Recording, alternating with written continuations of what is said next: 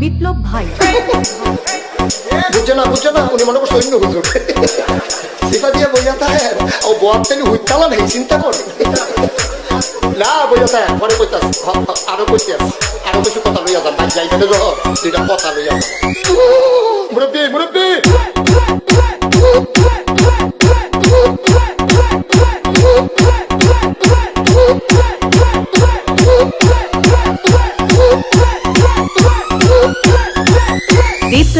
বিপ্লব please আমাকে ক্ষমা করে দাও প্লিজ কে নাম পড়ে আরে পালকে ধরে নিয়ে আসেন ওরে দিরাচ্ছে আমি চিনি নেই প্লিজ আমরা তুল কুন্ডা এই জাম আরে এই জাম ওরে ধীরে দিছে আমি চিনি নেই প্লিজ তো একটু দূরে দাঁড়া ওরে দাঁড়া